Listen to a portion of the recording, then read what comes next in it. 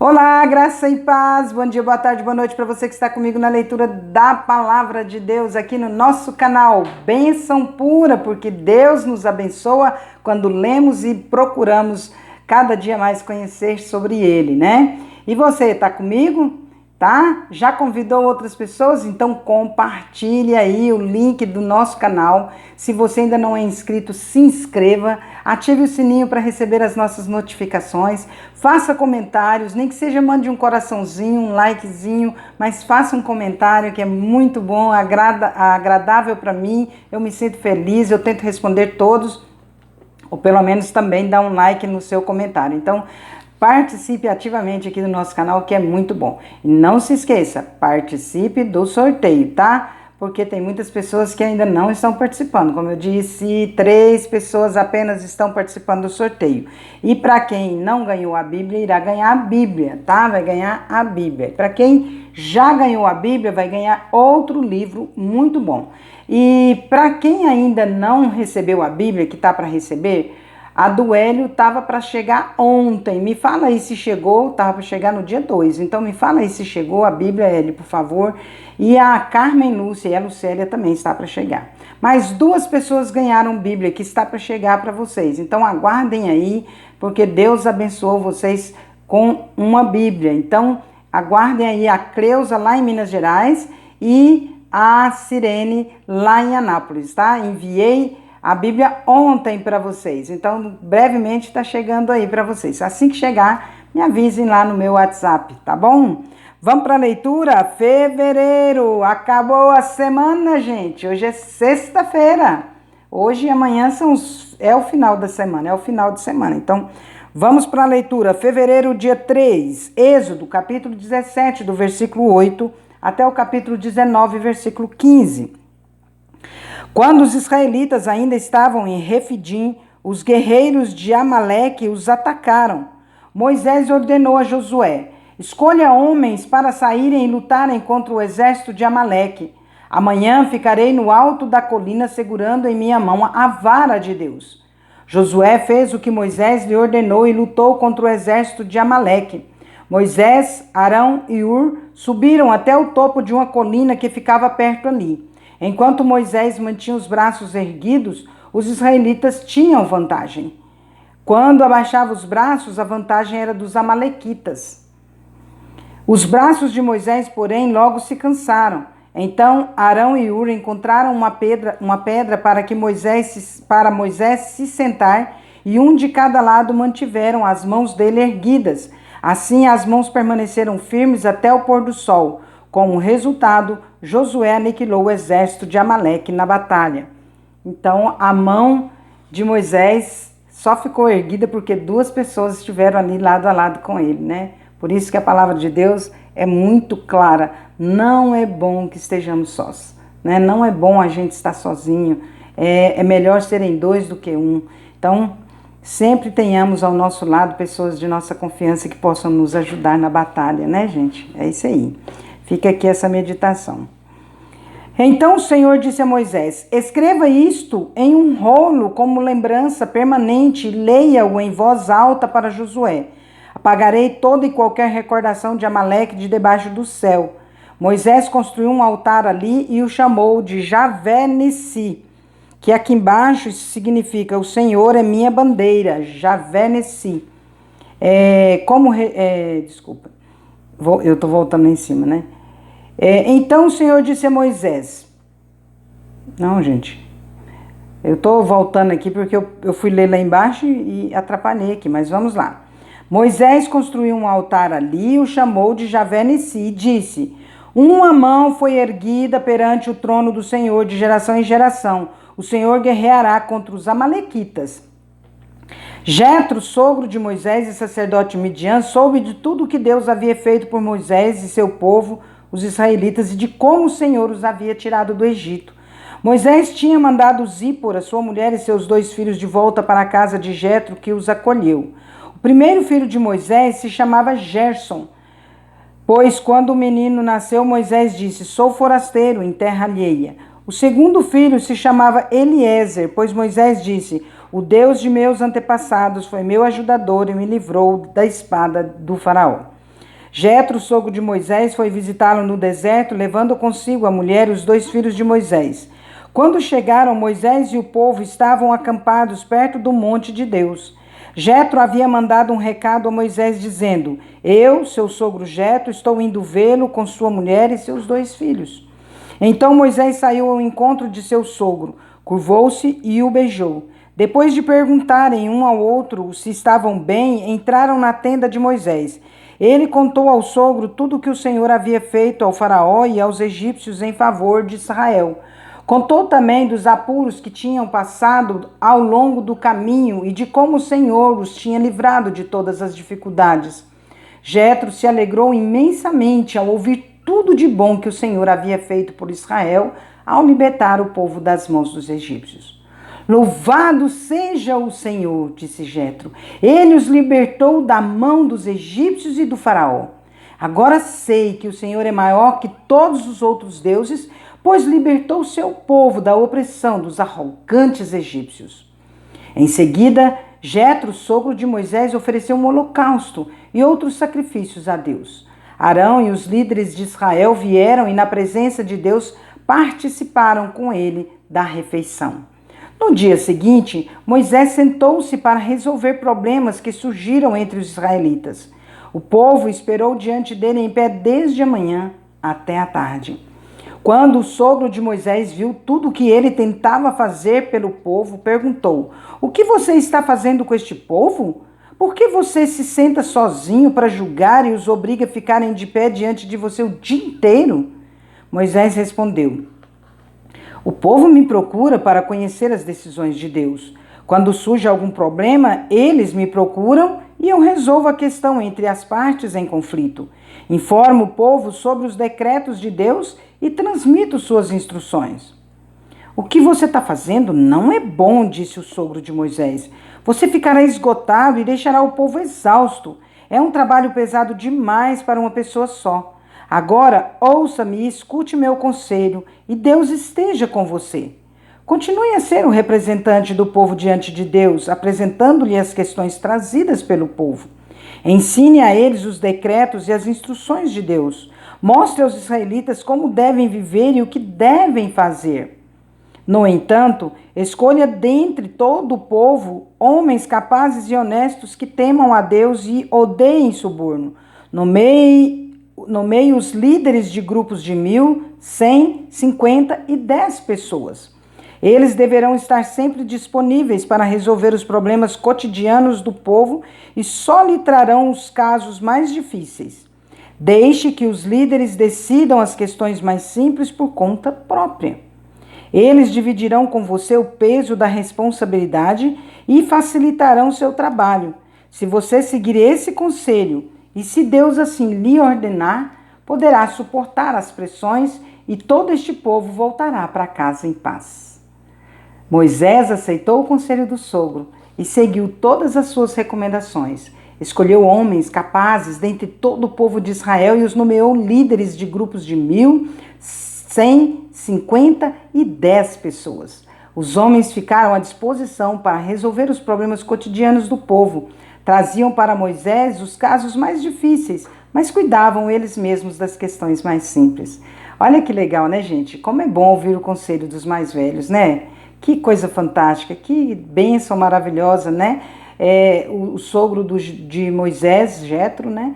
Vir dar um conselho como esse e Moisés não ser arrogante, presunçoso, mas acatar o conselho do sogro. Que coisa linda, né? Pouco tempo depois, Moisés se despediu de seu sogro, que voltou para sua terra. Exatamente 2 meses depois de saírem do Egito, chegaram ao deserto do Sinai. Depois de levantar acampamento em Refidim, chegaram ao deserto do Sinai e acamparam ao pé do monte. Então Moisés subiu ao monte para apresentar-se diante de Deus. Lá de cima, o Senhor o chamou e disse: Transmita esta mensagem à família de Jacó. Anuncie aos descendentes de Israel. Vocês viram o que fiz aos egípcios. Sabem como carreguei vocês sobre asas de águias e os trouxe para mim. Agora, se me obedecerem e cumprirem minha aliança, serão meu tesouro especial dentre todos os povos da terra, pois toda a terra me pertence. Olha, uma promessa seguida, um mandamento seguido de uma promessa, né, gente? Serão meu reino de sacerdotes, minha nação santa. Essa é a mensagem que você deve transmitir ao povo de Israel. Moisés voltou do monte, convocou os líderes do povo e lhes comunicou tudo o que o Senhor havia ordenado. Todo o povo respondeu a uma só voz: faremos tudo o que o Senhor ordenou. E Moisés comunicou ao Senhor a resposta do povo. O Senhor disse a Moisés: virei até você numa nuvem densa, para que o povo me ouça quando eu lhe falar, e assim confie sempre em você. Moisés relatou ao Senhor o que o povo tinha declarado. Então o Senhor disse a Moisés: desça e consagre o povo hoje e amanhã. Providencie que eles lavem suas roupas e estejam prontos no terceiro dia, pois nesse dia o Senhor descerá sobre o monte Sinai à vista de todos. Marque um limite ao redor de todo o monte e avise o povo: tenham cuidado, não subam ao monte, nem mesmo toquem o limite. Quem tocar o monte certamente será morto. Ninguém põe a mão na pessoa ou no animal que ultrapassar o limite, mas apedreje-o ou atravesse-o com flechas. Quem cruzar o limite não poderá continuar a viver. Mas quando soar o toque longo da trombeta, o povo poderá subir ao monte. Moisés desceu do monte e foi até onde o povo estava. Ele os consagrou, providenciou que lavassem suas roupas e lhes disse: preparem-se para o terceiro dia e até lá não tenham relações sexuais. Mateus capítulo 22, dos versículos 34 até o capítulo 23, versículo 12. Sabendo os fariseus que Jesus tinha calado os saduceus com essa resposta, reuniram-se novamente para interrogá-lo. Um deles, especialista na lei, tentou apanhá-lo numa armadilha com a seguinte pergunta: mestre, qual é o mandamento mais importante da lei de Moisés? Jesus respondeu: ame o Senhor seu Deus de todo o seu coração, de toda a sua alma e de toda a sua mente. Este é o primeiro e o maior mandamento. O segundo é igualmente importante: ame o seu próximo como a si mesmo. Então aqui nós temos os 10 mandamentos divididos em 2, né? Porque os 4 primeiros mandamentos são de relacionamento com Deus e o homem. E os 6 últimos são de relacionamento do homem com o homem, né? Então aí dividiu aí em 2. Toda a lei, todas as exigências dos profetas se baseiam nesses 2 mandamentos. Então, rodeado pelos fariseus, Jesus lhes fez a seguinte pergunta: o que vocês pensam do Cristo? De quem ele é filho? Eles responderam: é filho de Davi. Jesus perguntou: então por que Davi, falando por meio do Espírito, chama o Cristo de meu Senhor? Pois Davi disse: o Senhor disse ao meu Senhor: sente-se no lugar de honra à minha direita, até que eu humilhe seus inimigos debaixo de seus pés. Portanto, se Davi chamou o Cristo de meu Senhor, como ele pode ser o filho de Davi? Ninguém conseguiu responder, e depois disso não se atreveram a lhe fazer mais perguntas. Então Jesus disse às multidões e aos discípulos: os mestres da lei e os fariseus ocuparam o lugar de intérpretes oficiais da lei de Moisés. Portanto, pratiquem tudo o que eles dizem e obedeçam-lhes, mas não sigam seu exemplo, pois eles não fazem o que ensinam. Oprimem as pessoas com exigências insuportáveis e não movem um dedo sequer para livrar seus fardos. Tudo o que fazem é para se exibir. Usam nos braços filactérios mais largos que de costumes e vestem mantos com franjas mais longas. Gostam de sentar-se à cabeceira da mesa nos banquetes e de ocupar os lugares de honra nas sinagogas. Gostam de receber saudações respeitosas enquanto andam pelas praças e de serem chamados de rabi. Não deixem que pessoa alguma os chame de rabi, pois vocês têm somente um mestre e todos vocês são irmãos. Não se dirijam a pessoa alguma aqui na terra como pai, pois somente Deus no céu é seu Pai. Não deixem que pessoa alguma os chame de mestre, pois vocês têm somente um mestre, o Cristo. O mais importante entre vocês deve ser servo dos outros, pois os que se exaltam serão humilhados e os que se humilham serão exaltados. Fantástico, né, gente? Eu estava aqui meia olhando aqui para ver se aqui falava o que era filactério, né? Mas eu iria explicar para vocês agora, mas eu optei por não explicar. Me aguardem, depois eu falo sobre o que é filactério que tinha nas mangas ali, né? Tá bom? Salmos 27, de 7 a 14. Ouve minha oração, ó Senhor, tem compaixão e responde-me. Meu coração ouviu tua voz dizer, venha e entre na minha presença. E meu coração respondeu, Senhor, eu irei. Não voltes as costas para mim, em tua ira não rejeites teu servo. Sempre fostes meu auxílio. Não me deixes agora, não me abandones. Ó Deus de minha salvação, mesmo que meu pai e minha mãe me abandonem, o Senhor me acolherá. Ensina-me a viver, Senhor. Guia-me pelo caminho certo, pois meus inimigos estão à minha espera. Não permitas que eu caia nas mãos deles, pois me acusam de coisas que nunca fiz e me ameaçam respirando violência. Ainda assim, confio que verei a bondade do Senhor, enquanto viver aqui na terra dos vivos. Espere pelo Senhor e seja valente e corajoso. Sim, espere pelo Senhor. Provérbios 6, 27 a 35. Pode um homem carregar fogo junto ao peito sem que a roupa se queime? Pode alguém caminhar sobre brasas sem que os pés se queimem? Assim acontece com quem dorme com a mulher de outro. Aquele que a toca não ficará sem castigo. Pode-se encontrar desculpas para o ladrão que rouba porque está com fome. Ainda assim, se for apanhado, terá de pagar 7 vezes o que roubou, mesmo que precise vender tudo o que há em casa. Mas o homem que comete adultério não tem juízo, pois destrói a si mesmo. Será ferido e desonrado, e sua vergonha jamais se apagará, porque o marido ciumento ficará furioso e não terá misericórdia quando se vingar. Não aceitará compensação alguma, nem se satisfará com os presentes mais valiosos. Encerramos nossa leitura por hoje. Deus é bom demais.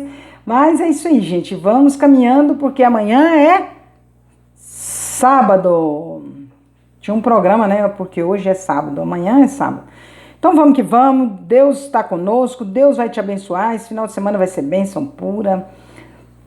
Pega aí a bênção, tá bom? Finalmente, irmãos, tudo que é verdadeiro, tudo que é respeitável, tudo que é justo, tudo que é puro, tudo que é amável, tudo que é de boa fama, se alguma virtude há e se algum louvor existe, seja isso que ocupe o vosso pensamento. Em nome de Jesus. Amém? Deus é bom e justo. Ontem eu falei o contrário, eu quero falar bom e justo porque está na Bíblia, bom e justo, né? Deus é bom e justo. Vamos?